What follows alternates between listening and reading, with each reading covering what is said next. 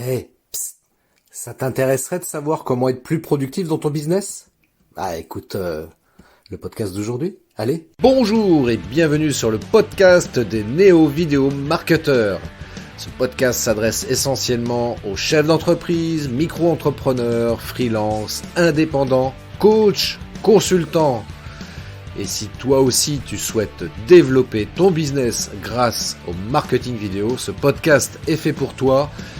Et il n'y a qu'un seul maître mot, sois unique, pense différemment. Hey, salut à toi qui m'écoutes. Bienvenue sur le podcast des néo-vidéo marketeurs, épisode 36. Alors aujourd'hui, je vais te partager un entretien que j'ai eu avec quelqu'un qui nous a partagé quelques pépites sur le fait de savoir comment améliorer sa productivité au quotidien quand on est entrepreneur.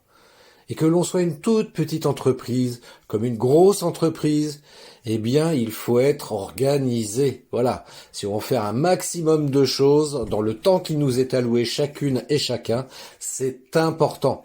Donc, écoute, je vais pas m'attarder, je vais te laisser écouter ça parce que c'est un entretien fleuve. Il dure à peu près 1h30, donc tu vois, c'est un peu exceptionnel, c'est rare que je fasse des épisodes aussi longs, mais là, ça valait vraiment le coup parce qu'il y avait vraiment plein de choses à dire, plein de choses à te partager, à te donner comme conseils, astuces et comme outils également. Donc vraiment, prends le temps d'écouter cet épisode de podcast et puis déjà, voilà, je te souhaite une très très belle journée, une belle semaine et puis rendez-vous pour un prochain épisode des Néo-Vidéo Marketeurs. Ciao! Bonjour à toutes et à tous, je vous remercie d'être dans ce live. Un live qui va forcément vous intéresser parce qu'on va parler productivité. Voilà, on va parler productivité, comment être beaucoup plus productif et notamment pendant cette période de confinement. C'est là où ça peut vous intéresser fortement. Alors avant toute chose, pour ceux qui arrivent pour la première fois dans ce live, je vais me présenter. Je suis Christophe Train, je suis réalisateur vidéo et formateur coach en marketing vidéo. C'est-à-dire, en d'autres termes, voilà, j'accompagne les entrepreneurs à booster votre visibilité sur le web, sur les réseaux sociaux, grâce à un outil puissant qui s'appelle la vidéo. Voilà, ça c'est dit. Alors, sans plus tarder, parce que je sais que vous êtes impatients, vous trépignez là tout de suite maintenant d'en savoir plus sur la productivité. Et je vais faire appel à mon invité que voilà, qui s'appelle Philippe. Alors Philippe, s'il te plaît, est-ce que tu peux te présenter et nous dire en 2 mots quelle est ton activité professionnelle?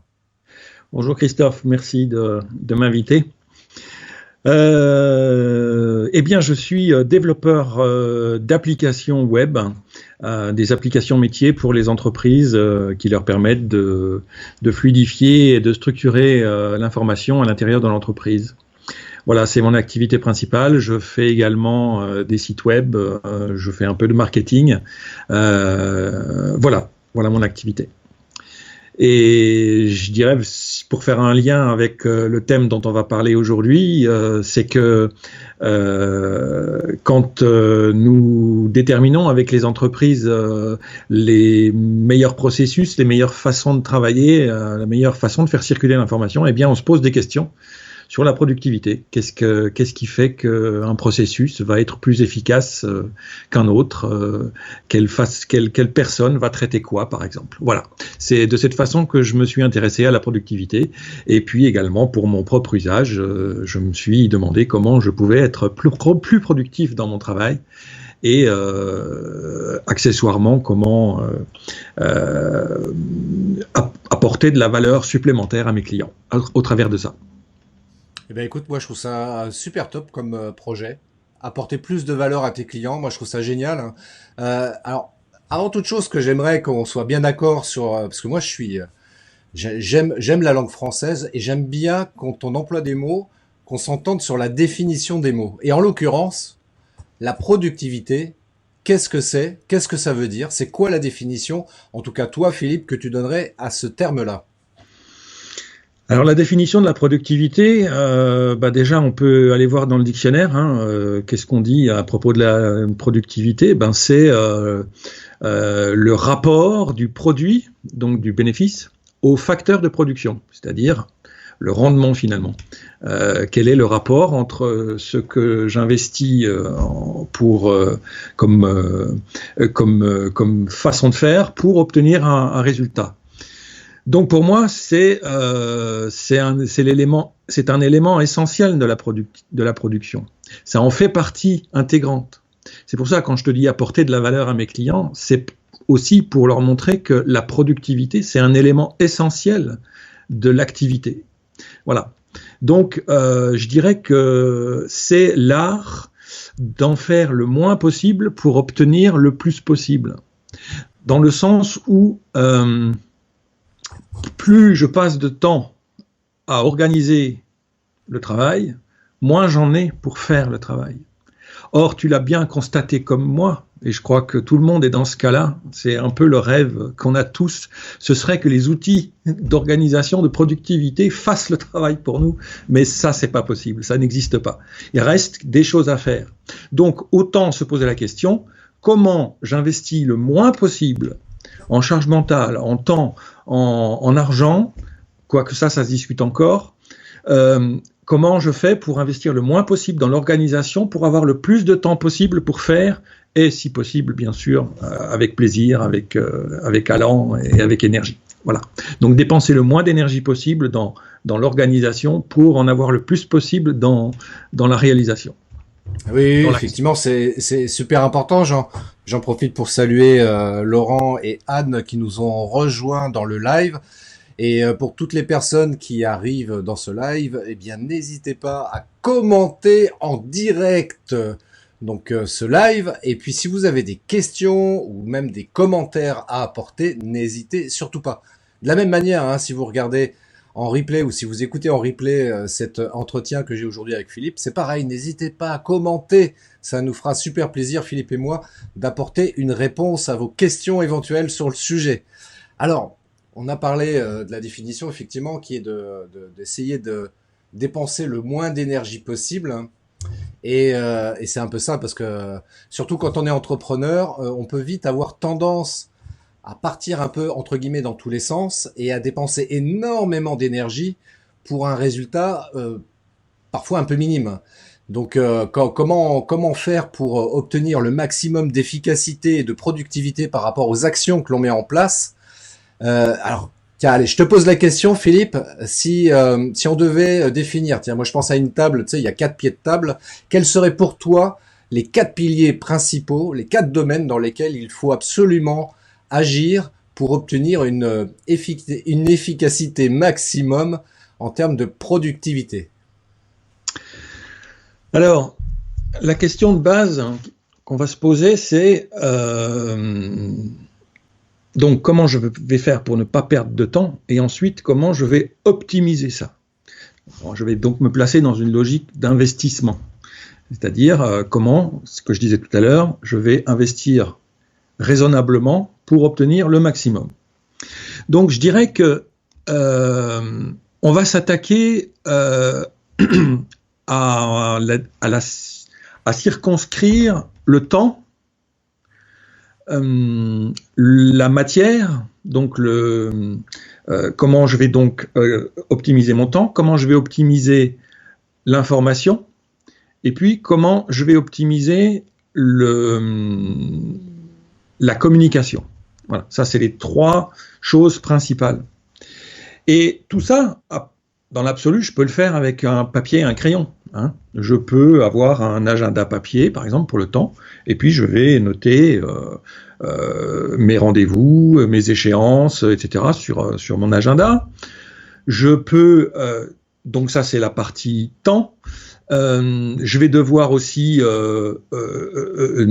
écrire des choses, noter des choses, donc ça je peux prendre un cahier, etc. pour prendre des notes. Je peux organiser mes échéances au travers d'une liste qu'on appelle les to-do list, hein, et donc faire des cases et cocher au fur et à mesure où c'est fait avec un papier, etc. Mais il se trouve qu'aujourd'hui on a des contraintes aussi qui sont de collaboration, c'est-à-dire que bien souvent on doit communiquer ça, on doit mettre à disposition toutes ces choses-là. Et puis, on a tellement de rendez-vous, tellement d'échéances, etc., que, eh bien, on préférera avoir des outils qui sont automatisés, on va dire, qui vont nous permettre de un petit peu penser à notre place, c'est-à-dire qu'ils vont nous envoyer des rappels régulièrement. Comme ça, on n'aura pas besoin de se demander « Ah tiens, au fait, est-ce que j'ai bien regardé mon agenda là il me semble que j'ai un truc prévu dans 1 heure, mais je sais plus quoi, etc. » Là, un calendrier électronique va nous permettre d'avoir un rappel automatique 5 minutes avant, etc. Voilà. Donc ça nous libère un peu de charge mentale. Donc, c'est dans ce sens-là où je peux parler un petit peu de ces différents outils, dont la plupart sont mis à disposition directement par souvent les systèmes d'exploitation qu'on utilise, Windows, Mac, etc. Tous ces ordinateurs les téléphones ont des outils qui sont déjà installés, qui nous permettent assez facilement et il faut le reconnaître de plus en plus efficacement. D'ailleurs, comment ? Non, j'allais dire d'ailleurs, tu parles de Windows et de Mac.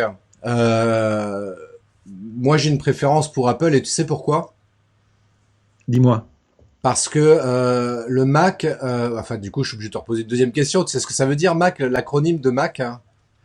Ah non, tu vas m'apprendre quelque chose. Alors, je vais t'apprendre un truc extraordinaire. D'ailleurs, je vous apprends à tous et toutes un truc hyper important. La raison pour laquelle je suis un fan, entre guillemets, de Apple et de Mac en particulier, parce que Mac, en fait, ça veut dire meilleur ami de Christophe.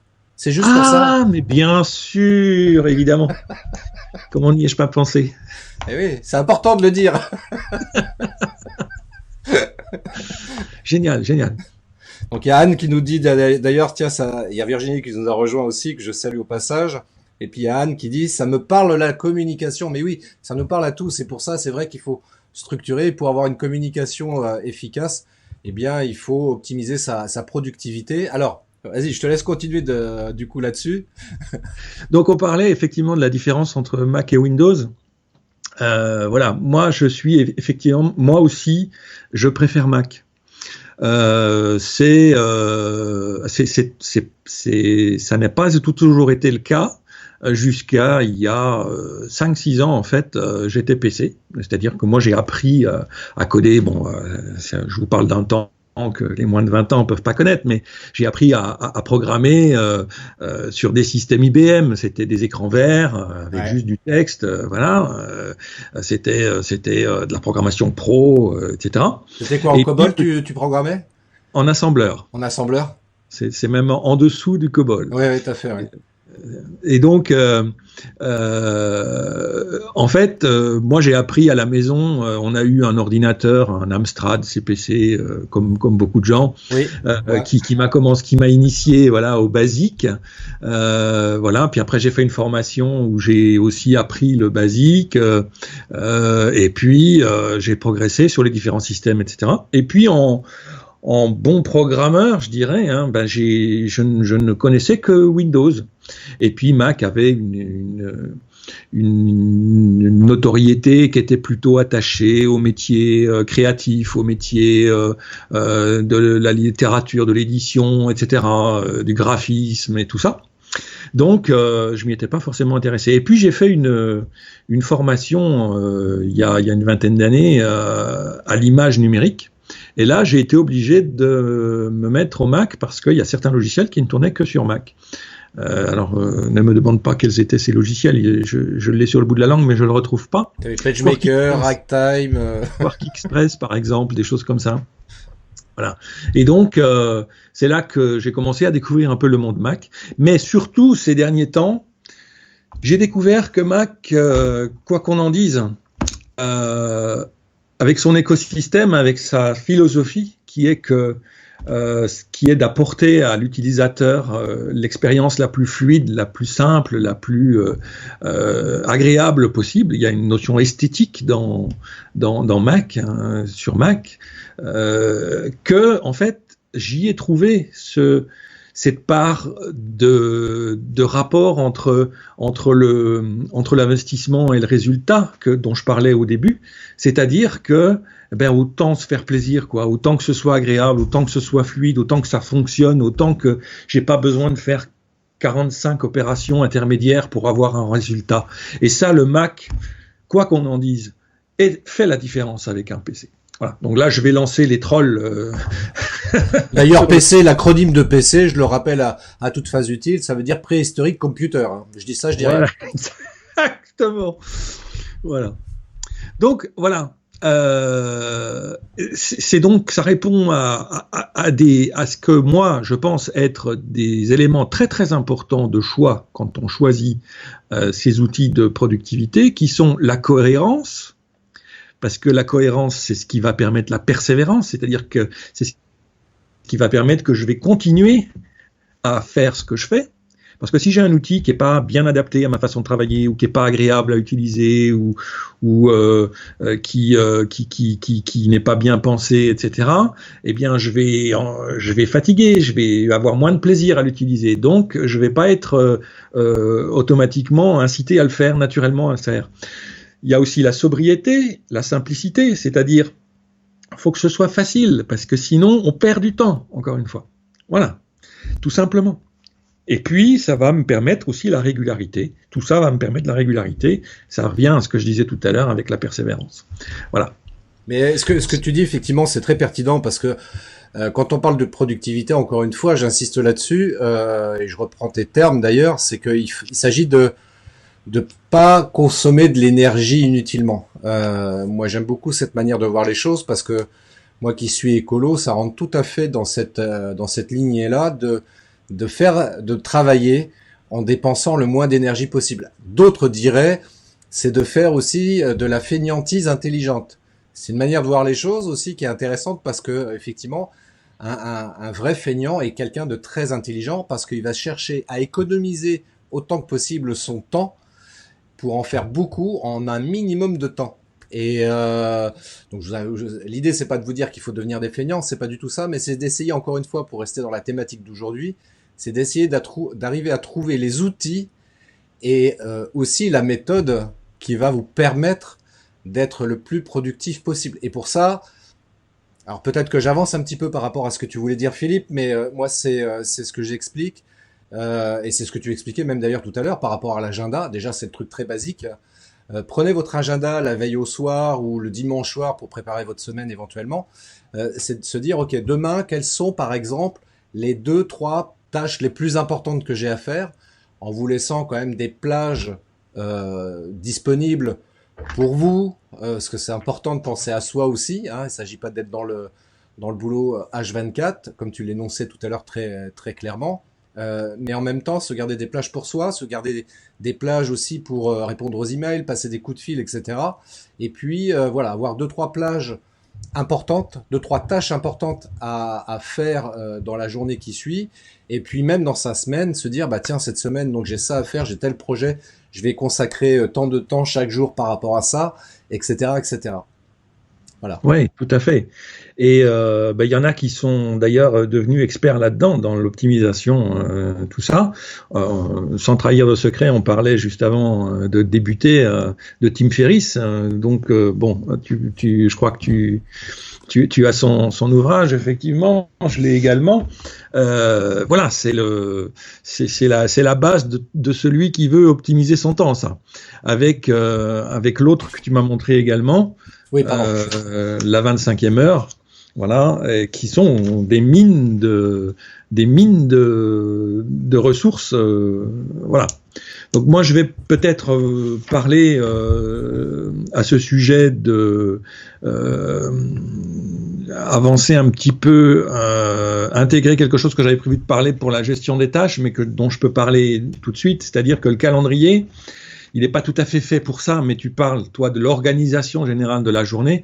Effectivement, il y a des approches qui nous permettent de structurer la journée.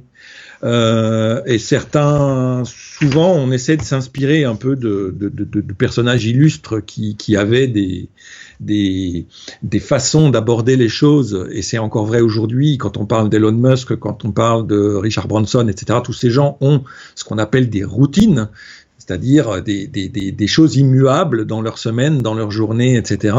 Et notamment, par exemple, Benjamin Franklin avait théorisé ça, il l'avait même formalisé et posé chez lui tout le temps en permanence. C'est la journée type de Benjamin Franklin. Alors je pense que vous n'allez pas pouvoir lire, mais je vais vous le décrire grosso modo, c'est-à-dire que il prévoyait, donc lui, il se couchait à 22 heures et il se levait à 5 heures. Et en se levant à 5 heures, il prévoyait c'est ce qu'on appelle donc le time blocking, c'est-à-dire je bloque des moments dans ma journée dans lesquels je vais intégrer ce que j'ai à faire. Et ma journée, elle est immuable, elle est toujours structurée de cette façon. La régularité, c'est la meilleure façon de persévérer et donc de ne pas abandonner. Et on n'a pas besoin de se forcer. C'est pour ça que c'est important, par exemple, le time blocking. Donc Franklin, par exemple, Benjamin Franklin, donc se levait à 5 heures et il prévoyait une tranche de 3 heures, de 5 à 8, pour, disait-il, donc se lever, faire sa toilette, faire de la gratitude, lui il disait prière, pour préparer le travail du jour, mais globalement, mentalement, se préparer à la journée qui vient, pour prendre la décision du jour, c'est-à-dire il décidait chaque jour de faire quelque chose, d'obtenir quelque chose, de dire quelque chose à quelqu'un, etc. Donc tous les jours, il prenait une décision comme ça. Et pour travailler un peu sur les recherches en cours et pour prendre son petit déjeuner. La question du matin, c'était « Qu'est-ce que je vais faire de bien aujourd'hui ?» Donc il se préparait mentalement à kiffer sa life, à kiffer sa journée. Voilà. Il se mettait dans cette énergie-là. Ensuite, de 8h à midi, il se consacrait à ce qu'il avait à faire, c'est-à-dire à faire voler un cerf-volant en espérant qu'il fasse de l'orage pour qu'il y ait un éclair qui tombe dessus. Et puis, donc de midi à 14h, il prenait donc 2 heures pour lire ou pour faire un point sur ses comptes, sur la marche de ses affaires, etc. et pour déjeuner. Et puis, il reprenait le boulot pendant 4 heures de nouveau, de 14h à 18h. Et puis à 18h, il s'arrêtait. Et de 18h à 22h, pendant 4 heures, eh bien, il changeait complètement d'activité. Il les consacrait à, dit-il, ranger les choses à leur place, dîner, musique, divertissement, conversation, revue de la journée. Voilà. Donc, prenez du plaisir le soir, avant de se coucher. Et la question du soir, c'était « Qu'est-ce que j'ai fait de bien aujourd'hui ?» Voilà. Donc ça, c'est un modèle de time blocking, d'organisation de la journée, de structuration de sa journée. Alors, pardon, excuse-moi, si tu le permets, je voudrais juste t'interrompre 2 petites secondes, mais parce que là, tu viens de dire des choses qui sont hyper importantes et je voudrais les souligner. Tu parlais que le matin, donc, il faisait de la gratitude et le soir, il regardait ce qu'il avait fait de bien dans la journée et ça, ce sont 2 choses alors qui vont pas forcément rentrer dans une notion de productivité. Néanmoins, c'est 2 choses qui me paraissent essentielles. C'est pour ça que je me permets de les souligner parce que ce sont celles-ci qui vont te permettre, qui vont nous permettre justement de travailler sur la confiance en nous. Et dans la vie d'un entrepreneur, la confiance en soi, quoi qu'on en dise, ou quoi qu'on en pense, c'est aussi quelque chose de fondamental. Alors c'est pas quelque chose forcément qui va te permettre d'être plus productif, mais en tous les cas, quand tu vas être dans un sentiment de gratitude et le soir te dire tiens aujourd'hui qu'est-ce que j'ai fait de bien, c'est quoi les 2-3 choses principales que j'ai fait de bien dans la journée, et il y a forcément des choses qu'on a fait de bien, forcément. Le seul problème évidemment, c'est que compte tenu qu'on a un regard plutôt sévère par rapport à soi, on les voit pas automatiquement. Et il faut faire cet exercice-là néanmoins parce que ça va fortement participer à la confiance en soi et quelque part quand même, ça va aider à la productivité parce que plus on a confiance en nous, plus on va être productif parce que voilà, on se dit voilà, ce qu'on fait c'est bien, on apporte de la valeur à ses clients par exemple et tout ça va participer encore une fois à l'efficacité de la productivité qu'on va mettre en place. Fin de la parenthèse. Merci de rappeler tout ça. Merci à toi. Voilà, donc, commençons donc, entrons un peu... Rentrons dans le sujet. Dans les choses. Donc, premier outil dont on a besoin, c'est le calendrier. Donc, le calendrier, il y en a qui sont inclus sur tous les ordinateurs, sur tous les smartphones, etc. Ils vont nous permettre de programmer les événements fixes. Hein. Par exemple, j'ai noté, moi, la semaine dernière, live avec Christophe, tel jour à telle heure, etc. Tu vois, voilà. Mon agenda de la semaine. Je ne vois pas ce que tu montres, mais je te fais confiance. Ça va nous permettre de programmer donc des alertes pour s'alléger un petit peu le cerveau, pour ne pas avoir à se rappeler toujours de tout ce qu'on a à faire. Moi, je remarque que j'ai jamais eu autant de rendez-vous là que depuis le confinement, c'est-à-dire que j'ai des lives tous les jours, que ce soit pour le boulot ou perso, voilà. Donc, si je devais m'en rappeler de tous, ce serait pas possible. Donc, ils sont tous dans mon agenda. Et puis, ça me permet, mon agenda aussi, d'avoir une certaine visualisation de ma semaine, de mon mois, etc. Donc, j'ai tout sous les yeux. Parce que je vais assez loin dans l'organisation de mon agenda, eh bien j'ai prévu des agendas par type d'activité. Donc il y a l'agenda pro, il y a l'agenda perso, il y a l'agenda des vacances qui est séparé, il y a l'agenda des rendez-vous familiaux, etc. Et tout ça, je peux justement jouer avec ça, désactiver l'un, activer l'autre pour avoir des visualisations différentes de mon agenda. Voilà. Donc c'est toujours cette idée d'être focus, d'être simple, d'être cohérent. Voilà. C'est toujours cette même logique qui amène à ça. Et puis surtout le fait de faire ça, par exemple, comme tu l'évoquais à l'instant, c'est que ça permet de décharger son cerveau de toute cette organisation de son planning de la semaine. Parce que comme tu l'as dit très justement, par exemple, on peut se dire, voilà, j'ai un rendez-vous, mais je sais plus quand, quoi, avec qui, etc. Et du coup, ça va parasiter le cerveau, ça va même le surcharger, parce qu'on va être là en se disant, mais qu'est-ce que j'ai programmé comme rendez-vous, je m'en rappelle plus, quoi. Et puis les rendez-vous qu'on arrive quand même à mémoriser, on va être toujours là en train de se les répéter. Attends, faut pas que j'oublie, j'ai rendez-vous à telle heure avec telle personne, etc. Et ça, c'est pas bon du tout, quoi. Il faut absolument décharger au maximum son cerveau de ce type d'informations qui n'apportent aucune valeur ajoutée. Donc, autant les noter sur un agenda. Au moins, c'est clair. On a juste à le regarder, à se dire, OK, c'est bon. J'ai tel rendez-vous à telle heure. Je risque de pas l'oublier, d'une part. Et puis surtout, je vais décharger mentalement mon cerveau. Et ça, c'est super important en termes d'économie d'énergie. Tout à fait. Et puis, il y a un autre truc qui est intéressant avec le calendrier, c'est que souvent, on peut mettre une petite note avec. Donc, tout de suite, quand je prends mon rendez-vous, si je pense à un truc, ça va être soit le thème du rendez-vous, soit déjà quelques idées que tu peux avoir concernant ce rendez-vous. Et puis tu peux y revenir après, mais il faut que ça reste simple, quoi. C'est 3 points, voilà, et c'est tout. Parce que si tu as besoin de plus, là, il faut que tu passes à une autre étape, qui est soit la gestion de tâches. Donc, faut que tu crées quelque chose, faut que tu crées un contenu.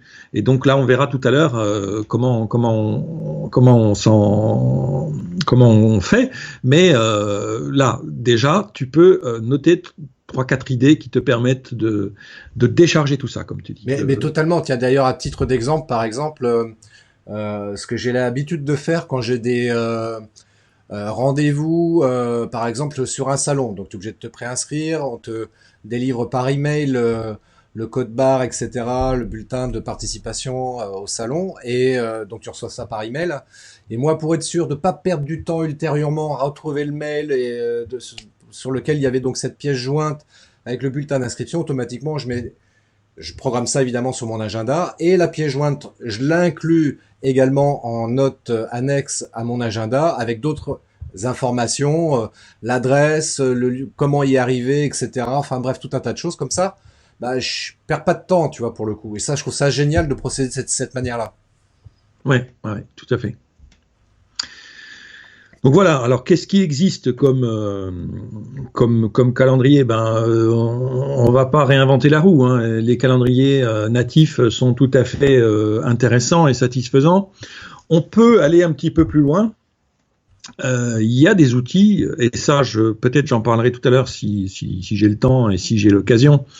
Ce sont les outils qui viennent en complément de tout ça, qui sont ceux qui vont nous permettre d'optimiser aussi la façon de travailler. Je pense notamment ce qu'on appelle les launchers, c'est-à-dire les logiciels qui permettent de travailler avec des raccourcis clavier. C'est important aussi d'apprivoiser son système d'exploitation, ces logiciels, pour apprendre les raccourcis clavier, qui vont nous permettre d'aller encore plus vite. Ce que les gens du monde PC ont beaucoup de mal en général. C'est vrai, parce que Windows a une philosophie qui se veut accompagnatrice. Bon, je dis souvent, et en fait, il te prend pour un con, donc il pense que t'es trop con. Donc voilà, il assume pour toi. Voilà. Et ça, c'est quelque chose que j'aime pas trop, qu'on assume pour moi. Je préfère décider moi-même. Donc voilà. En fait, donc il y a des outils qui intègrent ça dans leur philosophie. Et sur Mac, il y a un logiciel qui est magique, qui s'appelle Fantastical. Je connais pas. Qui est c'est un logiciel qui te permet de saisir un rendez-vous, enfin un événement dans ton calendrier de façon hyper rapide. Tu as un raccourci clavier pour l'activer et ensuite une zone de saisie où tu écris au fur et à mesure en abrégé les choses. Tu mets live Christophe Train, virgule, vendredi 14h, virgule, alerte 10 minutes. Donc pour programmer une alerte 10 minutes avant, slash boulot, pour mettre ça dans l'agenda boulot, etc. Et clac, et c'est fait. Okay. Voilà, et ça s'ouvre avec une toute petite fenêtre sur le côté de l'écran, et tu t'en occupes plus. Voilà, t'es pas obligé de cliquer sur l'icône du calendrier, de l'ouvrir, de chercher le jour, etc. C'est ultra rapide. Voilà. Ah, c'est pas mal, j'irai jeter un coup d'œil, tiens, ouais, je connaissais pas. J'adore. Donc voilà, et ça se synchronise automatiquement avec les calendriers que tu as préalablement définis dans ton application de calendrier principale. Comme Google Calendar, par exemple. Voilà. Non, c'est sur Mac, donc ça ne marche que sur Mac. Ah. Et uniquement, mais tu peux, non, je dis des bêtises, tu peux associer des calendriers Google Calendar. Tout à fait. Et même des calendriers extérieurs, voilà, moi il se trouve que j'ai aussi des activités externes à mon entreprise et donc avec des calendriers qui sont gérés par d'autres applications ailleurs et donc en web app, voilà, ça se synchronise aussi de cette façon. Voilà pour le calendrier. Est-ce que vous avez tout compris sur les calendriers là? Est-ce que vous avez tout compris comment ça fonctionne? Vous n'avez pas de questions? Oui, non, oui. Bon, allez, on continue. Voilà, je vois des gens qui commencent à parler de méthodes, de GTD, etc. Ouais. Je vais en parler, mais plutôt dans la gestion des tâches que dans le calendrier et dans la prise de notes. Voilà. Puisque maintenant, je vais parler de la prise de notes. Voilà, parlons de la prise de notes. Ça aussi, c'est important, ça. Alors là aussi, c'est important d'avoir des applications simples et rapides parce que, comme je disais tout à l'heure, souvent on a un truc à noter, on veut pas oublier. Donc soit on prend un post-it, le bon vieux post-it, et puis on écrit. Moi, je sais que j'aime bien écrire à la main parce que ça permet moi je trouve que je retiens mieux les choses, parce que j'ai une mémoire un peu visuelle, et le fait d'écrire, moi c'est important. Donc volontiers j'écris à la main quand je suis une formation à distance ou en présentiel, eh bien j'écris à la main. Voilà, j'utilise des méthodes de prise de notes. Bon, c'est pas l'objet aujourd'hui, mais il en existe et qui font que j'écris à la main. Je retiens mieux. Mais après, donc, il faut transposer ça en numérique parce que c'est plus facile à retrouver, parce que on peut je retrouve plus le mot, l'architecturer, quoi. Enfin, l'organiser, l'archiver. On peut structurer. Voilà, on peut le structurer, etc. Et donc, il y a des outils qui sont très connus. Par exemple, Evernote. Ah oui, moi alors là pour le coup, moi je suis un fervent utilisateur d'Evernote. Je sais qu'il est décrié par certains par ailleurs, mais chacun prend l'outil qui l'intéresse. Et moi, en ce qui me concerne, je trouve qu'Evernote est très, très pratique. Oui, et c'est vrai qu'Evernote est pratique et propose quasiment tout ce dont on a besoin pour de la vraie prise de notes, y compris de la présentation à l'écran, du partage très très simple d'une note, intégrer un PDF dans une note, intégrer une image. Je peux scanner des documents avec mon téléphone et c'est automatiquement intégré dans une note Evernote. Il y a des carnets, ils sont regroupés dans des carnets principaux, etc. Donc vraiment c'est bien Evernote. Mais moi, j'ai un peu de mal dans le sens où Evernote, pour la saisie, voilà, il n'y a pas de niveau de titre, il n'y a pas, on peut pas structurer le contenu de la note très très facilement. L'accès aux outils de mise en forme de texte n'est pas simple. Ça veut dire qu'il faut passer, si on veut vraiment être productif, il faut passer par les raccourcis clavier et ils sont pas évidents à retenir, et ils sont nombreux dans Evernote. Donc j'ai progressivement, moi, abandonné Evernote. Parce que, bon, je le garde un peu parce qu'il y a des fois où ça c'est quand même bien utile, mais j'ai un petit peu abandonné Evernote. J'ai cherché en tout cas d'autres outils. Et ça me permet d'insister aussi sur un autre point, c'est qu'il faut absolument trouver l'outil qui correspond à la façon dont on fonctionne. Parce qu'on a tous un fonctionnement différent. On a tous un rapport au temps différent. On a tous une façon, je parlais tout à l'heure d'écrire, moi j'aime bien écrire parce que je retiens mieux comme ça. On a tous une façon de fonctionner qui nous est propre. Voilà. Par exemple, y a un bouquin qui est très bien, qui permet justement d'explorer un peu toutes les méthodes et toutes les façons, de tester un peu quel est notre rapport au temps, qui s'appelle Le Carnet du temps. Le Carnet du temps, c'est un ouvrage qui a été compilé par Alexandre Dana, qui est le fondateur et dirigeant de Live Mentor, en collaboration avec 23h59 éditions. Et en fait, il a compulsé, synthétisé une quinzaine d'ouvrages consacrés à la productivité et à l'organisation du temps. Et c'est hyper intéressant. C'est plein d'exercices, c'est extrêmement pratique. Ça coûte un peu cher, ça coûte 42 €, mais c'est un bel ouvrage. Et ça permet de vraiment voir comment on se place par rapport au temps. Voilà, je peux pas faire un descriptif, mais c'est découpé en sections. Voilà. Sinon, si ça intéresse les gens, il y a ce bouquin-là. Je reviens sur celui-ci en l'occurrence. La 25e heure qui coûte moins cher. Je me rappelle plus combien je l'ai acheté, mais il coûte beaucoup moins cher. Et ce livre est également intéressant. Moi, il m'a beaucoup apporté parce qu'il donne plein d'exemples d'outils que l'on peut utiliser, et là on n'a plus qu'à chercher et à piocher celui qui nous correspond le mieux. Donc en ça aussi ce livre est pas mal également, donc voilà. Voilà, notamment il intègre un exercice que j'adore. Vas-y, partage ton bonheur, vas-y. C'est le calendrier de ta vie. De Saki ? De ta vie. Ah, de sa vie. Le calendrier de ta vie. En fait, si tu pars du principe que tu vis 90 ans, en fait, tu peux diviser ces 90 ans en semaines. Ouais. Donc ça te donne autant de carrés que de semaines, tu vois. J'essaie d'approcher un peu pour voir. Et en fait, cocher le nombre de semaines que tu as déjà vécu, ça te donne une vision de soit pessimiste, soit optimiste. Et la façon dont tu vois ça, en fait, ça te dit comment tu as ton rapport au temps. Tu te dis, ah merde, il me reste plus que ça. Ou alors, putain, j'ai déjà vécu tout ça. Et voilà, tu vois, c'est des façons, c'est des exercices pratiques qui te permettent de mieux te connaître. Dans Voilà. le bouquin La 25e heure, il y a exactement aussi un passage, j'essaie de le retrouver également, où il parle de ça, avec un lien web pour estimer, je crois que c'est pareil, jusqu'à 90 ans, le temps qui nous reste.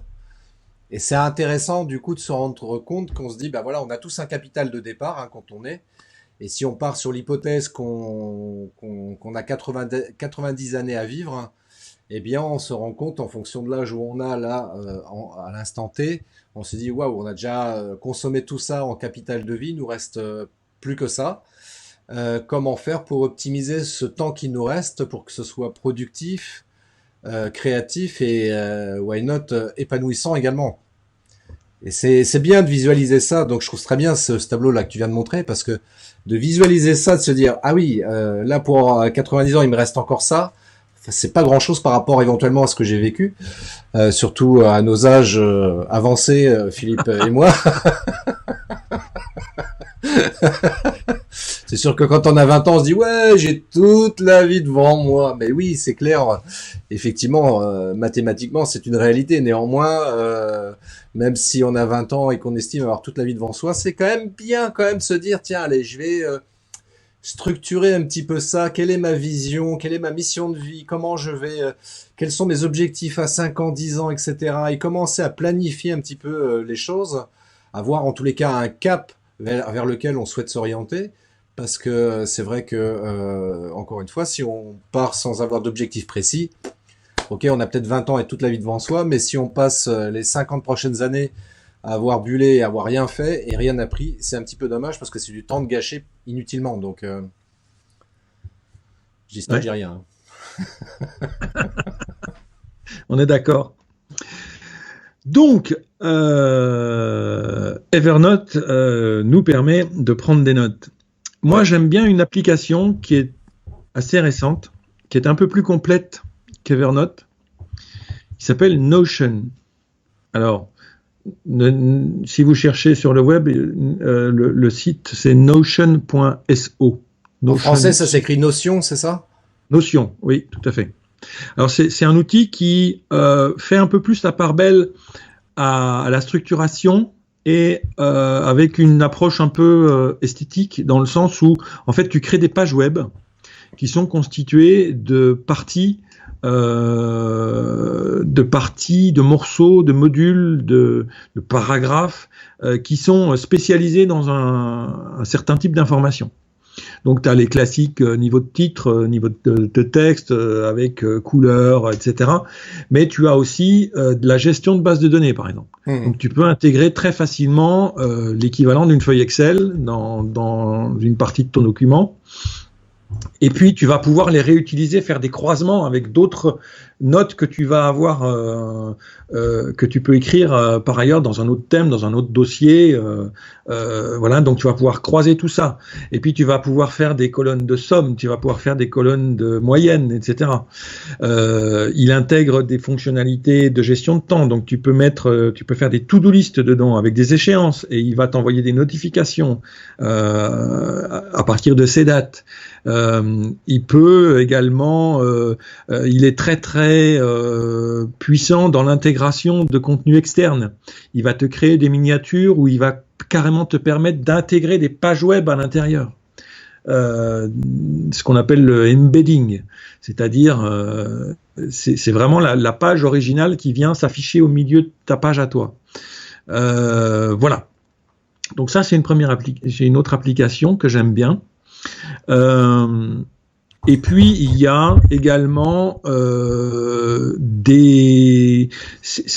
on trouve de plus en plus de logiciels qui fonctionnent sur le principe du markdown, c'est-à-dire une façon de formater le contenu à partir de signes avec des hashtags par exemple, ou comme quand on peut produire des posts Facebook par exemple, pour mettre en gras, on va mettre un astérisque de chaque côté, ou un underscore pour mettre en italique, etc. Et donc, ça permet une grosse compatibilité entre les différents supports. Parce que quand j'écris un texte en gras dans Word, je ne vais pas forcément pouvoir, à l'identique, en faire un copier-coller dans Facebook, dans Instagram ou dans d'autres supports, en conservant cette mise en forme. Le Markdown, lui, c'est un truc universel qui est reconnu par de plus en plus de plateformes, de contenus, d'outils, etc. Donc, c'est assez intéressant. Et puis, ça permet d'aller vite, parce que sinon, si je veux mettre un mot en gras, eh bien, il faut que je le sélectionne et que soit je clique sur le bouton qui permet de mettre en gras, soit que je clique sur une combinaison de touches qui va faire CTRL-B pour mettre en gras, etc. Voilà. Alors que là, je mets Astérix en gras, Astérix, et ça s'affiche en gras. Voilà. Donc, il y a des outils qui commencent à beaucoup être compatibles avec ça, et notamment un qui a pas mal de succès sur Mac, qui s'appelle Bear, comme ours en anglais. Voilà. Donc, alors lui, il a un défaut pour moi, c'est qu'il ne gère pas les dossiers, il ne gère que les hashtags, c'est-à-dire que tes notes, en fait, elles sont structurées avec des hashtags. Bon, moi j'ai du mal. C'est ce qu'on appelle les contenus sémantiques, c'est-à-dire que le contenu est rattaché à des concepts, à des mots et pas à des dossiers. Voilà. Donc j'ai un peu de mal personnellement, mais ça peut répondre tout à fait à d'autres personnes. Voilà. Ok, donc on a vu le calendrier, la gestion des tâches. Oui. Le troisième pilier. Alors juste avant d'entamer le troisième pilier, je vais quand même réagir. Alors il y a Adrien qui a posé une question, j'arrive pas à saisir le truc, qui dit avec un chat ou des pompiers le calendrier. Ok, donc Laurent qui est du monde PC trouve malgré tout que Evernote est top. Merci Laurent. Et puis il y a Virginie qui dit qu'elle utilise ColorNote sur son téléphone. Je l'ai toujours sous la main, je peux faire une copier-coller pour faire des fiches mémo. Alors ColorNote, je connais pas du tout non plus. Moi non plus. Mais si c'est un outil qui est utile, enfin qui t'est utile, bah écoute, continue comme ça. Encore une fois, comme le disait tout à l'heure Philippe, il y a une multitude d'outils qui existent sur le web. Après, il faut aller sélectionner l'outil qui nous correspond exactement, qui répond à nos besoins, et puis continuer à l'utiliser après derrière. C'est vrai que toi, tu as arrêté un petit peu Evernote. Moi, je continue toujours parce qu'il répond parfaitement aux besoins que j'ai aujourd'hui.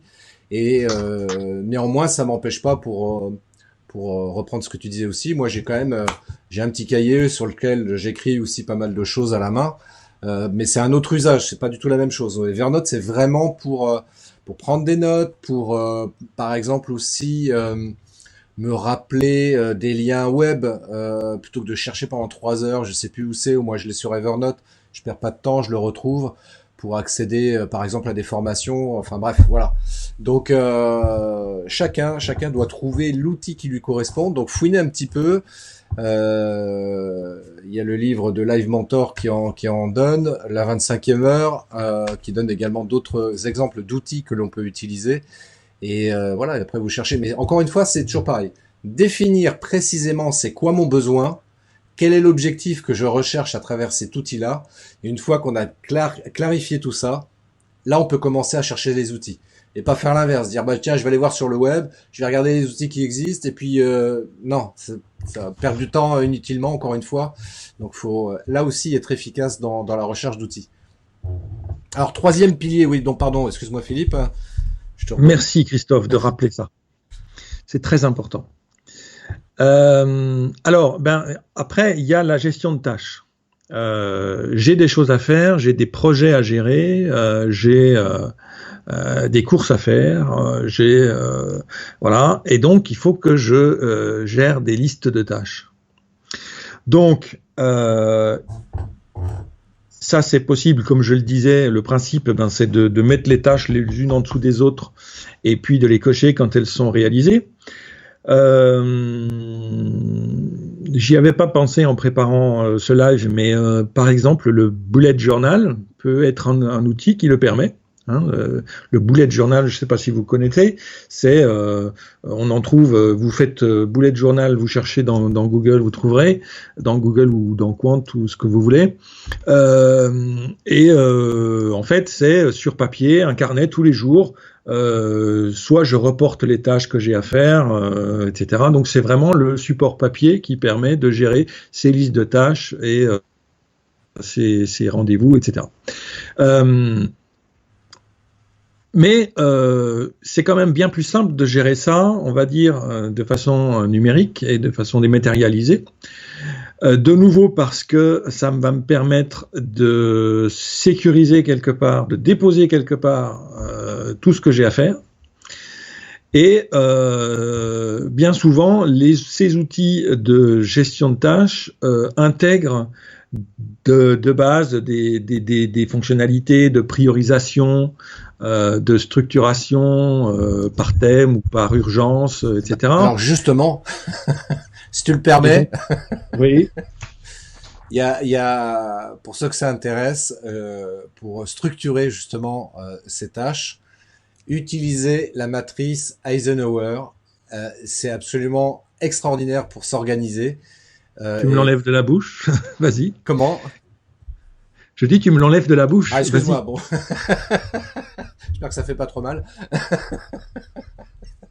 Et la matrice Eisenhower, il y a plein de matrices en marketing, etc. Mais celle-là, elle est extraordinaire parce qu'on va pouvoir structurer du moins urgent au moins important, au très urgent et très important. Et avec 2 variantes supplémentaires, donc on a 4 cases comme ça, et on va mettre là-dedans les tâches en fonction de l'importance et de l'urgence à traiter, et ça c'est top pour arriver à s'organiser et structurer, et justement avoir une productivité encore une fois beaucoup plus efficace. Voilà, merci Philippe. Tout à fait. Et parallèlement à ça, on peut aussi pas mal s'aider. Moi, je sais que ça m'a beaucoup aidé pendant un moment, et ça continue à m'aider. C'est une philosophie que j'aime bien, une méthode que j'aime bien. Voilà, mais encore une fois, c'est à moi que ça parle. C'est la méthode GTD, Getting Things Done, en fait, qui permet, c'est la logique, c'est un peu la même logique que la matrice d'Eisenhower, mais plus linéaire, dans le sens où, eh bien, j'ai ce qu'on appelle une inbox, donc une boîte d'entrée, dans laquelle je dépose tout. Hein, comme quand je rentre de course ou de sortie, eh bien, je dépose mes clés, mon portefeuille, etc. Sur la commode à l'entrée. Voilà. Donc je dépose tout là-dedans. Et puis régulièrement, je me prévois des temps pour regarder ce qu'il y a là-dedans et me demander ce que je vais en faire. Donc je dirais que ça se marie bien avec la matrice Eisenhower, parce que c'est à ce moment-là que je vais me dire est-ce que c'est important, est-ce que c'est urgent. Et puis GTD introduit des notions de comment appelle-t-on ça, de périmètre, de contexte. Voilà. Est-ce que ça, j'ai besoin d'être au bureau pour le faire ou pas? Est-ce que ça, j'ai besoin d'être au téléphone pour le faire ou pas? Donc, est-ce que ça nécessite de passer un appel téléphonique? Est-ce que ça nécessite de voir quelqu'un? Donc, à quel moment et à quel endroit je dois faire ça? Donc, dans un premier temps, je ne m'occupe pas de l'urgence ou de l'importance, c'est simplement le contexte. C'est-à-dire, finalement, quand est-ce que je vais pouvoir le faire? Quand je serai au bureau, quand je serai à la maison, quand je serai à tel endroit, quand j'aurai acquis tel et tel état d'avancement sur tel projet, etc. Voilà. Donc, j'aime bien cette approche parce que justement tu laisses de côté la notion d'urgence et d'importance. Alors évidemment des trucs très urgents qui ont une date limite, tu vas pas te poser 36 000 tu vas pas te poser la question pendant 10 ans. Tu vas tout de suite voir que soit il faut que tu passes un coup de fil tout de suite pour régler ce problème, soit où que tu sois, même dans ta voiture, ou alors que tu vas devoir attendre d'être à tel endroit ou dans tel contexte pour pouvoir le faire. Voilà. Donc, c'est ça la méthode GTD. J'ai parlé tout à l'heure du time blocking, c'est-à-dire que ça va avec, c'est-à-dire, c'est les fameux contextes. C'est soit je suis dans le contexte introspection, plaisir, ou boulot, ou autre, voilà. Et donc là, je sais comment je vais organiser ces choses dans ces blocs de temps. Et puis donc la matrice d'Eisenhower que tu viens très bien de décrire. Alors, pour gérer les tâches, aujourd'hui, les applications de rappel, il y a souvent une application de rappel, par exemple Siri ou Google qui permettent d'enregistrer des rappels. Coiffeur mercredi à midi, sortir je sais pas quoi moi, le linge ou sortir le chien à telle heure. Ah oui, il faut que je me rappelle ça pour pouvoir sortir. Ça, il faut que je me rappelle parce que sinon il va voilà. Et donc les applications de rappel permettent de gérer des tâches. Elles sont un petit peu plus évoluées qu'à l'époque. Et donc, notamment sur Mac, dans la dernière version de macOS Catalina, l'application rappel a beaucoup évolué et permet d'être beaucoup mieux structurée. Après, il y a les applications assez connues. Donc, tout à l'heure, tu parlais de Trello. Donc, Trello est une application qui permet de gérer des listes de tâches, des tâches. Alors, avec une approche en tableau qu'on appelle Kanban. J'avoue d'ailleurs que c'est pas très intuitif au départ, quand même. Non, effectivement, c'est pas très intuitif. C'est issu d'une approche japonaise, je crois. Les Japonais sont assez férus de méthodologie, notamment par exemple l'approche Lean, L-E-A-N, qui est la méthode utilisée par exemple par Toyota, qui a été développée par Toyota pour organiser le travail dans les usines. Le Lean Marketing en découle. C'est-à-dire qu'on apprend toujours de ce qu'on a fait avant, on améliore au fur et à mesure, c'est ça la méthodologie Lean. Voilà, donc le Kanban, ça permet effectivement visuellement d'avoir une bonne vision de l'organisation des choses. C'est son intérêt. Et puis si on n'est pas vraiment attaché à cette visualisation en tableau, il y a d'autres applications qui sont, elles, plutôt des approches en liste. Et donc, par exemple, une des plus connues, c'est Todoist. Voilà, c'est la réponse à Abdul qui nous a rejoint. Abdul qui est à la Réunion et qui disait avec quel outil Todoist. Ben voilà, tu as la réponse, Abdul. Voilà. Todoist. Alors, il y a Microsoft qui a sorti la sienne, ça s'appelle Todo, je crois, qui avant était Wunderlist, qui a eu son heure de gloire. Oui, je l'ai utilisé, Wunderlist, aussi à un moment donné, ouais. Voilà, j'aimais bien Wunderlist, Ouais. mais voilà, ça va s'arrêter à la fin du mois, là. C'est le problème avec le PC, tu vois, c'est toujours pareil. Ouais, ça a été racheté par Microsoft, et voilà. C'est le bazar. C'est le bazar. Et puis moi, donc, je suis tombé amoureux d'une application sur Mac qui s'appelle Things, qui est développée par Culture Code. C'est une application hyper élégante, hyper intégrée à Mac, et discrète et hyper efficace. Tout voilà, Mac. Bon, on me fera pas dire le contraire. Voilà. Bon, elle.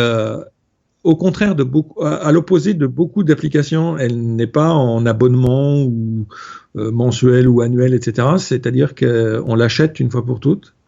Je crois que c'est une 50aine d'euros par version. Voilà. Mais une version, elle va te durer 2-3 ans.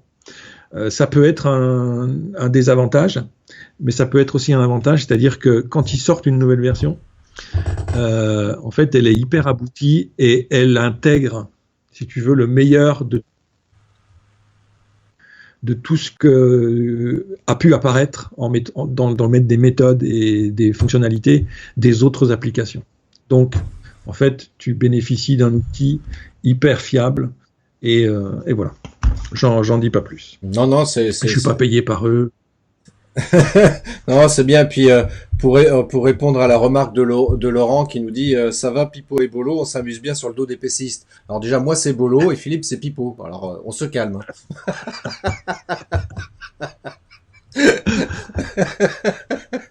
Réchaud et frigo.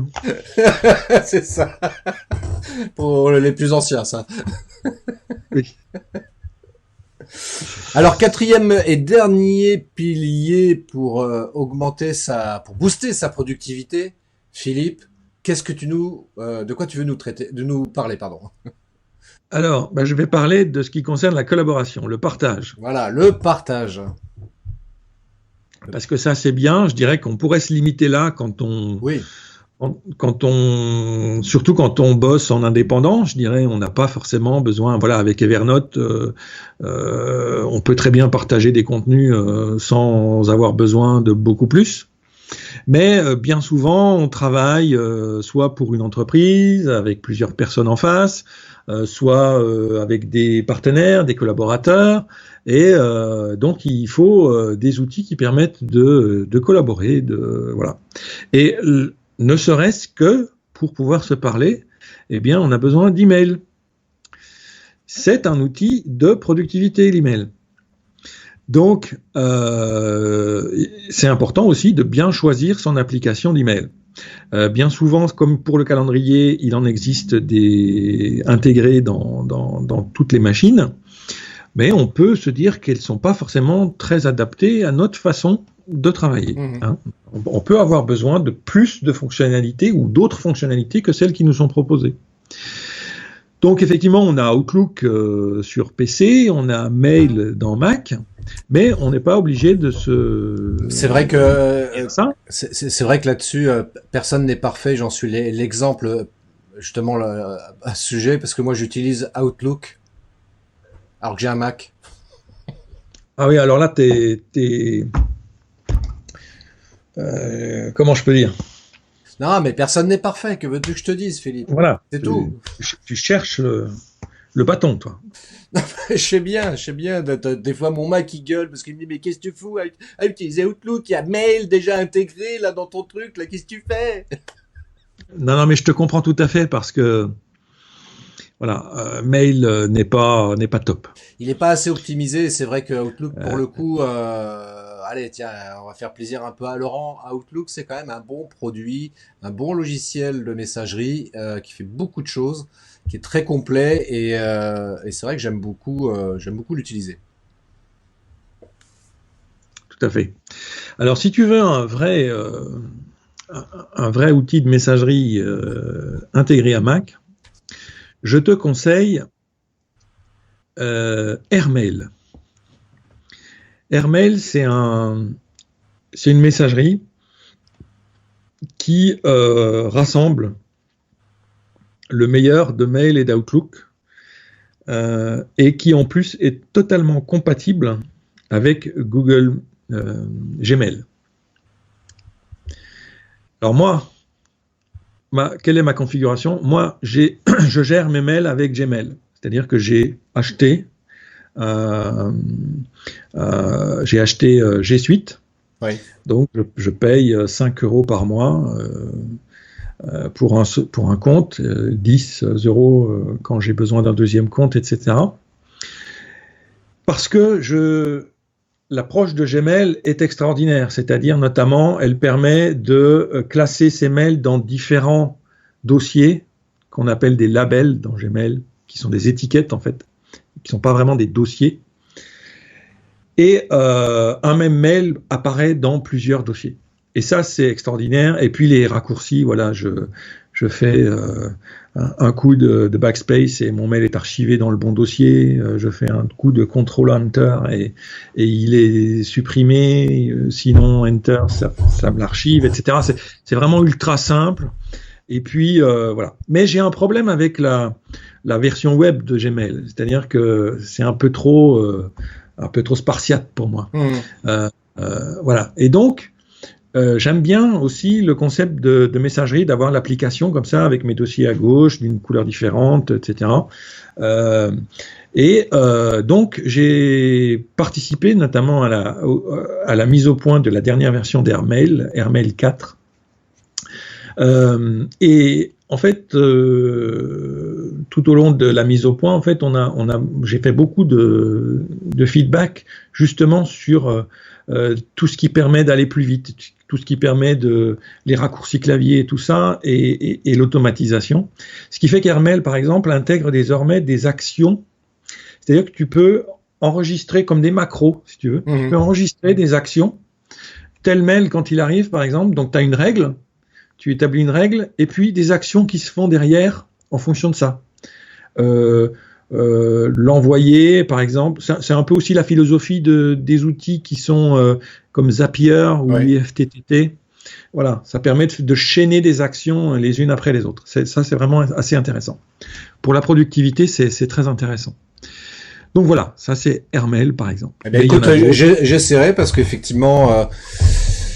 Si c'est un poil mieux qu'Outlook, why not? Et puis surtout si c'est sur Mac, forcément, ça m'intéresse. Voilà. Et puis, donc en plus, il est pas cher. Je crois que tu as pas mal de fonctionnalités en restant gratuit. Et puis, sinon, il doit être à 10 € par an, quelque chose comme ça. 10 € par an? Ouais, faut pas s'impliquer. Ah bah oui, ça va. C'est rien. Voilà. Alors, il y a aussi, parce que tu parlais de notion de partage aussi, il y a un truc qui est vachement important aussi. Enfin, moi, je suis, par exemple, j'utilise beaucoup Google par rapport à ça, notamment pour partager des documents Excel, Word, Oui. du Drive aussi. Enfin, Oui, donc ça, c'est effectivement le partage de documents. Donc, il y a effectivement Google Drive qui le permet. Il y a OneDrive de Microsoft qui le permet aussi. Effectivement, il y a Dropbox qui propose aussi de créer des documents et de collaborer dessus en ligne. oui. Il y a des outils un peu moins évolués et qui sont de l'univers Framasoft, qui s'appelle Framapad, qui permet aussi de créer des outils. Ce sont des outils qui sont aussi intégrés dans pas mal de... je pense à Nextcloud, par exemple, ou OneCloud, qui sont des suites bureautiques qui permettent de gérer, qui sont des équivalents de Google Drive, on va dire, de Google Suite, de G Suite, voilà, mais en version gratuite. Voilà.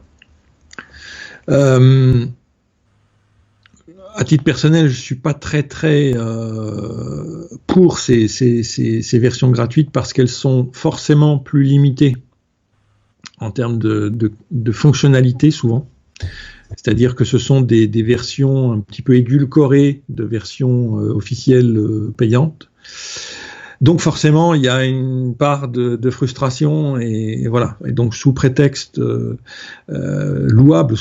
louable de rendre accessible des solutions intéressantes, eh bien, on crée un peu de frustration et ça, je suis pas tout à fait. Moi non plus, je suis contre la frustration. Moi, je veux être quelqu'un d'heureux et d'épanoui, donc je suis contre la frustration. Donc, pour communiquer ensemble, il y a aussi les messageries. Oui, important ça aussi. Qui prennent une place de plus en plus importante dans nos vies. Je me souviens du temps où je n'utilisais pas la messagerie du tout. Il n'y a pas si longtemps que ça, il y a quelques années. Et maintenant, j'ai des négociations commerciales par Messenger, par exemple, ou par SMS. Oui. Et ça devient tout aussi valide, je dirais. Voilà, on s'adapte, en fait, on fait entrer ça dans nos process, et donc voilà. Alors qu'à un moment donné, on pouvait dire, mais pour qui se prend lui à m'envoyer un SMS à 19h un vendredi pour me demander un prix. Bon, maintenant, on s'adapte, quoi.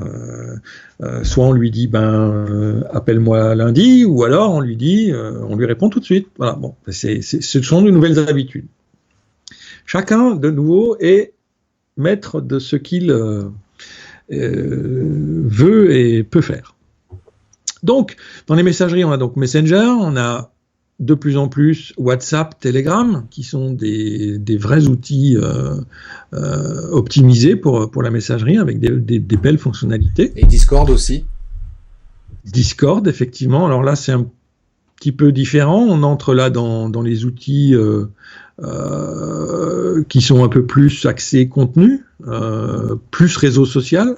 Alors, c'est vrai qu'il y a Slack aussi. Il y a Slack aussi, mais pour réagir quand même sur Discord, justement, en travail collaboratif dans le milieu d'entreprise, par exemple, j'en discutais juste avant toi. Là, j'étais avec un collègue au téléphone qui me disait qu'il lui est salarié en l'occurrence, mais au sein de l'entreprise dans laquelle il travaille, il a mis en place justement une solution sur Discord pour que le travail collaboratif se fasse le plus facilement possible. Hein. Et alors c'est assez drôle parce que Discord, pour la petite histoire, c'est un outil qui est utilisé et qui était utilisé très fortement jusqu'à présent par les gamers, par les joueurs de jeux vidéo. Et aujourd'hui, c'est de plus en plus exploité par des web entrepreneurs, on va dire ça comme ça, parce que c'est vrai que c'est un outil plutôt intéressant en termes de messagerie. Après, bon, voilà, encore une fois, chacun choisit l'outil qu'il veut. Donc, WhatsApp, Telegram, Discord. Il y a Slack aussi que tu viens d'évoquer, qui est effectivement un très bon outil pour faire de la communication instantanée. Voilà. Et puis, je voudrais attirer l'attention sur un outil qui est assez peu connu, mais moi qui me semble intéressant, qui s'appelle Twist, Twist. Donc, rien à voir avec la musique. Et qui, se place sur le marché de Slack, mais avec une philosophie un petit peu différente qui est, et ça répond à ma façon de voir les choses, qui est que, par exemple, donc les conversations sont structurées en sujets, pas seulement en channels, mais en sujets à l'intérieur. Par exemple, ce qui veut dire que je peux associer des gens différents. Il y a des gens qui font partie d'un channel, mais je ne veux pas forcément qu'ils soient associés à une conversation particulière. Donc, je vais créer une conversation avec seulement des personnes que seulement certaines personnes du channel. Et puis, il a des fonctionnalités qui vont permettre de stopper les notifications ou l'apparition des contributions des autres à des périodes de temps données. Par exemple, je dis pendant 2 heures, je veux rien savoir. Et donc, mon logiciel est actif, mais il n'y a rien qui arrive, il n'y a pas de notification, etc. Ça, c'est bien. Et quand je réactive, tout apparaît et tout arrive. Ça, c'est bien ça. Et en fait, les autres le savent. Les autres savent que je suis offline. Ça, c'est bien. Il y a un souci de comment j'allais dire, de transparence, quoi. Enfin, ça, je ne triche pas. Voilà. Ben, ça, c'est super Les intéressant. autres savent que je n'ai pas lu leur message. Je vais regarder ça parce que tu vois, par exemple, moi aujourd'hui, pour éviter d'être distrait, d'être dérangé, etc., j'ai coupé toutes les notifications sur mon téléphone portable. Et quand j'ai besoin d'être focus sur une tâche en particulier et que je veux absolument pas être dérangé, alors déjà le portable, je le mets en mode avion, comme ça je sais que même les appels téléphoniques, je les reçois pas. En l'occurrence, il y a la messagerie qui dit que je suis pas disponible, donc ça c'est parfait. Mais pour tout le reste, pour tout ce qui est digital, et les gens savent pas, ils m'envoient des messages, je réponds pas, tiens c'est bizarre quoi. Donc en l'occurrence, ça c'est un outil qui est vachement bien parce que au moins d'alerter sur le fait que voilà, je suis pas disponible pour l'instant, mais je répondrai plus tard, ça peut être pas mal. Tout à fait. Et puis là, on a besoin aussi, tu parlais tout à l'heure alors non, je vais peut-être parler tout de suite. Vas-y. On passe ensuite dans la catégorie des gestionnaires de projets, des tout en un, où là, on a à la fois du chat, de la messagerie, des partages de documents, de la gestion de tâches, etc. Donc là, c'est les machines à tout faire. Là, c'est plutôt quand on travaille avec des grandes équipes ou qu'on a besoin vraiment d'un peu plus de choses un peu plus costauds. Et donc, il y en a un qui est très connu qui fait ça, qui s'appelle Asana. Ah oui, Asana, exact. Qui est la référence en fait du Exact. marché, et je dois avouer que on n'a pas fait mieux dans le genre. Asana, je sais pas d'où ça vient, j'arrive pas à voir qu'est-ce qu'ils ont découvert comme secret, mais voilà, Asana, on y revient quoi. Je veux dire, j'en ai testé une bonne vingtaine. C'est toujours à Asana que je reviens, et je peux pas dire pourquoi exactement. C'est pas l'émotion peut-être. C'est la simplicité, c'est graphique, c'est dans les fonctionnalités, etc. Il y a une alchimie qui fait que voilà, Asana est celui qui donne le plus envie.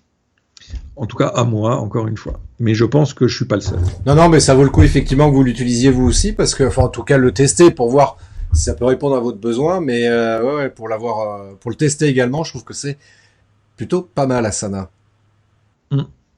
Et puis il y en a un autre qui est français. J'ai une start-up bordelaise. Ah, c'est encore mieux. Non, parce que je suis né à Bordeaux, c'est pour ça que je dis ça. Ah, d'accord, je savais pas. Euh, donc, je ne ferai pas de mauvaises blagues. Ah non, s'il te plaît. Euh, Sur le PC autant que tu veux, mais pas sur Bordeaux, s'il te plaît.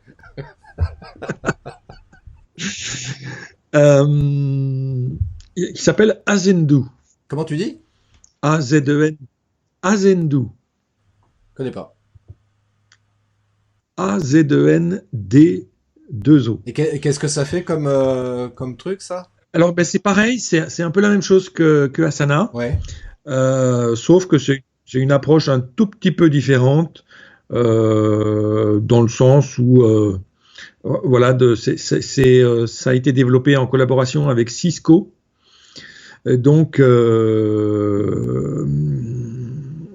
si tu veux, c'est un petit peu plus adapté au monde grosse boîte, quoi. Donc, mais ça fonctionne, c'est la même philosophie qu'Asana. Bah écoute, je connais pas du tout, du tout. Pourtant, je fais partie du groupe Facebook des Bordelais et j'ai pas vu l'info. Voilà. Et puis, eh ben, tu en parlais tout à l'heure. On va terminer avec ça. Enfin, en tout cas, moi, je vais terminer avec ça. Eh bien, il y a les gestionnaires de bookmarks qui permettent d'enregistrer des liens, voilà, de façon plus ou moins structurée, de façon plus ou moins basique ou évoluée. Par exemple, ben, il y a le plus connu qui s'appelle Pocket. Oui. Il y en a un autre que j'aime bien, qui s'appelle Raindrop. Je connais pas. Voilà, puis il y a Instapaper, qui est plus ancien. Voilà, donc tout ça, c'est des applications qui permettent de stocker des références de sites web, etc., et puis de les classer en catégories, voilà, et puis de les partager éventuellement, de les diffuser. Il y a des applications qui permettent aussi alors là on passe dans le collaboratif véritablement. Par exemple, dans ce qu'on appelle la curation, c'est-à-dire dans un esprit revue de presse. Par exemple, Scoopit. Oui, il y a Scoopit qui fait ça très bien. Et puis sinon, tiens, j'en profite, je fais de l'autopromo. Vous allez sur le groupe Facebook des néo-vidéo-marketeurs. Tous les jours, il y a une revue de presse. Tout à fait. Voilà. Il y a Laurent Donc, qui nous dit il y a Web Clipper de Evernote. Tout à fait, Web Clipper. Voilà, toutes ces applications de bookmark, en fait, elles ont une petite extension qui s'installe dans le navigateur et qui permettent de capturer. Et puis il y a Laurent qui nous dit alors qu'il a eu une coupure du son à cause de son PC qui ne fonctionnait plus. Quelle appli pour remplacer Slack? Quelle appli pour Remplacer Slack parce qu'il remplacer il a une coupure à cause de son PC. Alors la question elle est vraie. Là, après j'en rajoute évidemment. Mais quelle est l'application que tu as citée tout à l'heure pour remplacer Slack? Pour remplacer Slack, c'est Twist. Voilà, Twist.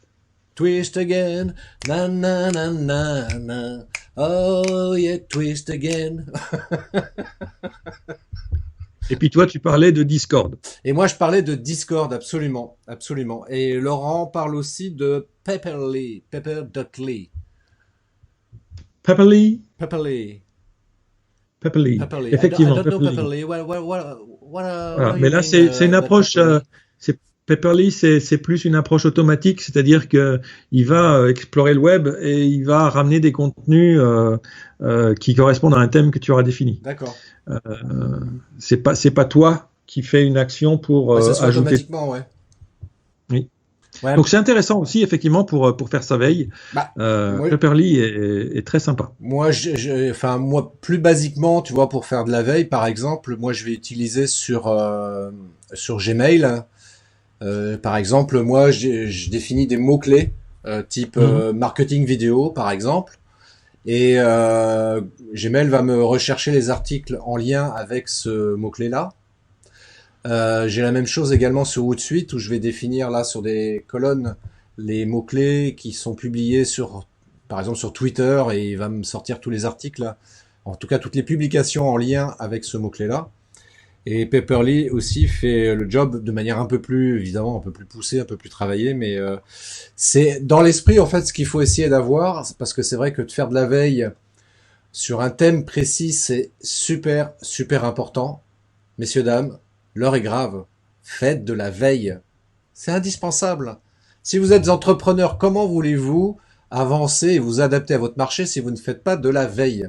Et une des meilleures façons de faire de la veille, il y en a plusieurs bien évidemment, mais c'est ça, c'est que d'avoir un outil qui va aller chercher des articles, des publications, des posts sur les différents réseaux sociaux en lien avec le sujet qui vous intéresse, en tout cas le sujet sur lequel vous souhaitez faire de la veille. Donc ça, c'est réellement indispensable. Après, vous allez sélectionner les différentes applications, logiciels, etc. qui vous permettent de réaliser ça, mais c'est super important de faire de la veille.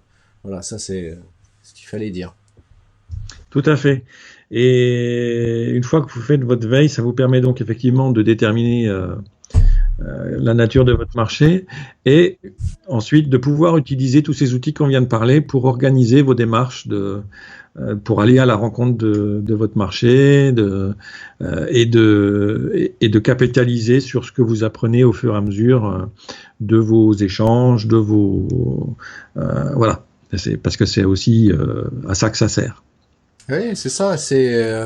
Et en résumé, moi, je Voilà. dirais que tous les outils que tu as évoqués dans les différents domaines qui peuvent intéresser l'entrepreneur, c'est vraiment ça qu'il faut avoir à l'esprit, c'est-à-dire être productif.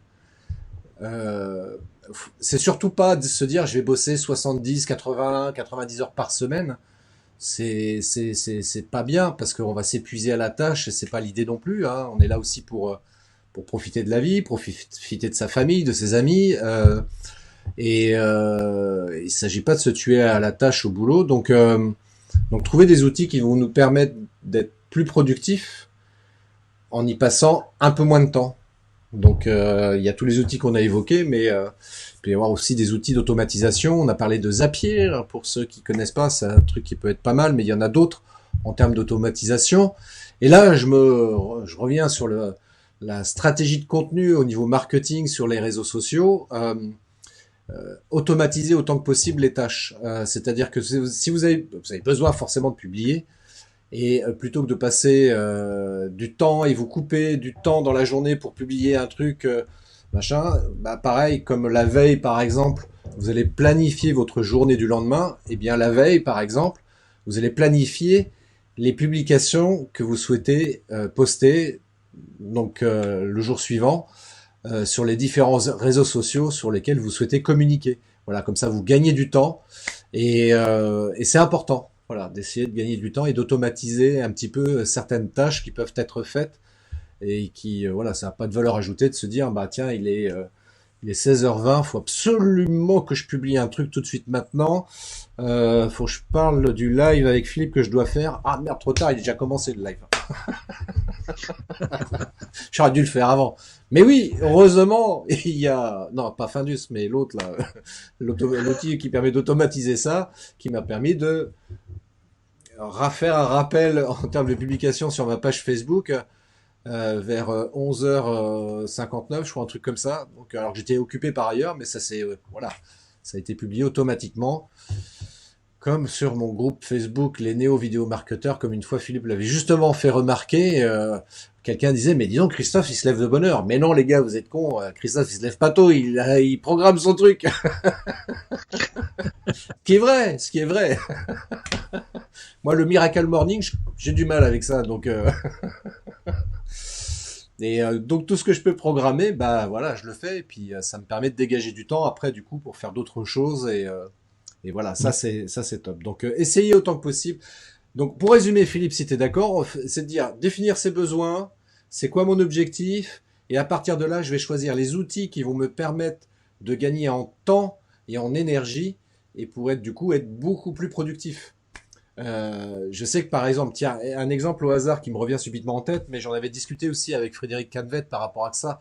qui est quelqu'un qui est extrêmement productif. Et lui, il a une des méthodes, parce qu'il a un podcast aussi par ailleurs, et pour enregistrer ses épisodes de podcast, bien souvent, ce qu'il fait, c'est que, enfin avant confinement évidemment, mais pour se rendre par exemple, pour aller bosser, eh bien depuis le moment où il sort de chez lui pour se rendre au transport en commun, au RER, etc., il a à peu près 10 minutes de marche, et il me disait, bah j'enregistre mon épisode podcast pendant ce temps-là, quoi. C'est enregistré sur le portable, après j'ai juste à publier et terminer. Voilà. Ouais, ça cloue le bec hein, quand je dis ça en général, je le sais. Oui, oui, tout à fait. Donc, Alors, je crois qu'il va être temps de conclure, puisque oui, je oui, vois on en va plus que conclure. la connexion est pas top. Oui, oui, non, mais je vois ça, c'est parce que nous avons un invité, enfin un participant qui est sur PC qui doit parasiter la connexion. Non, je blague, Laurent, je blague. Et comme tu le dis très justement, moi je suis plutôt Miracle Evening, effectivement. Moi je suis plutôt quelqu'un qui travaille le soir. Je trouve ça très bien les gens qui se couchent tôt et qui se lèvent tôt pour travailler. Moi je fais ça à l'inverse, c'est-à-dire que je me couche un peu plus tard, je me lève un petit peu plus tard. Mais globalement ça revient exactement même en termes de productivité parce que je suis aussi productif que ces gens-là et ça change rien du tout dans les faits. Tout à fait. Que, bon, L'essentiel, c'est que tu te poses les questions de Benjamin Franklin. Qu'est-ce que je vais bien pouvoir faire de sympa aujourd'hui et qu'est-ce que j'ai bien pu faire de sympa aujourd'hui? eh ben, tu vois, ce matin, je me suis dit, le truc vachement sympa, c'est le live avec Philippe que je vais faire. Et ce soir, quand je vais me coucher, je vais dire, ah ouais, c'était vachement sympa le live avec Philippe. Allez, je mets 3 croix. Eh ben, moi, ça va être exactement pareil. Ben oui. Et c'est important de faire ça. C'est vrai on en blague comme ça entre nous, mais c'est important. Vous preniez l'habitude de faire ça, de vous féliciter pour toutes ces petites actions. Il y avait un bouquin là-dessus. Je sais plus comment ça s'appelle, le truc accumulé. Je me souviens plus le titre du bouquin. L'effet cumulé. L'effet cumulé, voilà. Et l'effet cumulé, c'est ça. Il explique toutes ces petites choses qui font qu'à un moment donné, bah, au fur et à mesure, ça va faire une grande chose. C'est ce qu'on est. Il y a un autre bouquin qui explique les choses sous un autre angle, qui dit qu'un rien peut tout changer. Bah, c'est pareil. Faire des petits riens va faire qu'à un moment donné, on va faire de grandes choses. Donc, et c'est pour ça que c'est important de se féliciter pour toutes ces petites choses que l'on fait dans sa journée. Tout à fait. Alors, il y a Virginie qui dit outils pour mailing, outils pour programmer ses vidéos et podcasts. Il en faut des outils. J'y perds mon latin. Non, au départ effectivement ça paraît beaucoup comme ça, voilà, mais faut se poser, faut y aller étape par étape et après une fois que c'est intégré dans son organisation, bah ça devient une habitude et donc c'est très simple. Maintenant c'est vrai qu'au début quand on démarre de zéro, je reconnais, on dit waouh il y a tout ça, il y a ça comme outil, il y a ça comme outil. Oh, attends, déjà il faut que je prenne cet outil là, que j'apprenne à m'en servir, que je l'intègre, machin, je vais en prendre un autre, enfin, c'est vrai qu'au début, c'est un petit peu compliqué, mais après, au fur et à mesure, ça se fait tout seul. Et comme on va terminer là-dessus d'ailleurs, comme le dit très justement Anne, il y a un très bon bouquin qui s'appelle les 3 kiffs par jour. Eh bien, c'est important effectivement de se donner 3 kiffs par jour et de se féliciter pour ces 3 kiffs, de se dire voilà, j'ai eu 3 kiffs aujourd'hui. Bah, c'est peut-être simplement je sais pas, moi j'ai regardé un bon film sur Netflix, ah je kiffe quoi, c'est un petit kiff. J'ai regardé un oiseau chanter dans mon jardin, c'était magnifique. Voilà, ça peut être un kiff. Ça paraît simple comme ça, mais très franchement, de garder, garder un peu son âme d'enfant aussi, ça aussi c'est vachement bien quoi. Et de se pouvoir s'émerveiller, ouais. Et puis pour gagner confiance en soi, de se féliciter aussi pour les choses que l'on réalise, aussi simples soient-elles. C'est également hyper important parce que c'est vrai que parfois on peut manquer de confiance en soi, on ne sait pas comment travailler là-dessus. Eh bien, commençons à travailler sur des choses très simples et à se dire, bah tiens, aujourd'hui, j'ai réussi tel truc, c'est très basique, c'est très banal peut-être pour beaucoup de monde, mais pour moi, c'est beaucoup. Il n'y avait pas une chanson comme ça là-dessus? Pour vous, ça veut peut-être rien dire, mais pour moi, ça veut dire beaucoup, non? C'est pas ça?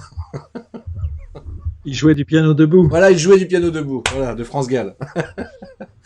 Eh bien, Philippe, si les gens, juste pour terminer quand même là-dessus, si les gens veulent te contacter, comment ils procèdent?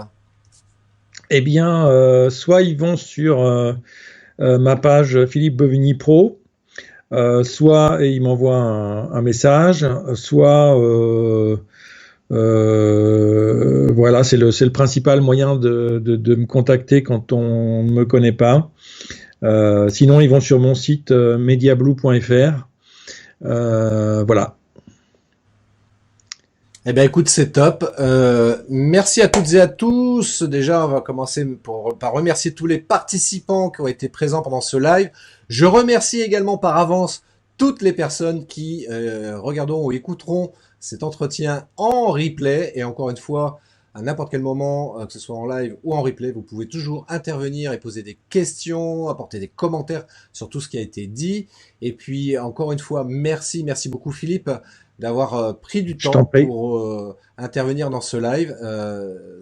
Là, tu vois, tu disais que ton objectif, c'est d'apporter de la valeur à tes clients. Et là, je considère que tu as apporté énormément de valeur pendant ce live. Donc, infiniment merci, gratitude. Vraiment, merci beaucoup. Merci beaucoup à toi aussi, qui m'a permis d'exprimer ça, de le faire. Merci à toutes et à tous. Je vous donne rendez-vous pour un prochain live. Restez connectés sur la page Facebook de Christophe Train Pro et je vous dis à très bientôt. Ciao Philippe et à bientôt toutes et tous. Merci d'avoir écouté cet épisode de podcast des Néo-Vidéo Marketeurs. Si tu as une question ou un commentaire, contacte-moi directement sur christophetrain.fr. Je me ferai un plaisir de te répondre rapidement. Et si tu m'écoutes via Apple Podcast, eh bien n'hésite pas également à me laisser un avis 5 étoiles et un commentaire, ça me fera plaisir. Je te souhaite une très belle journée et je te donne rendez-vous pour un nouvel épisode très bientôt. Ciao.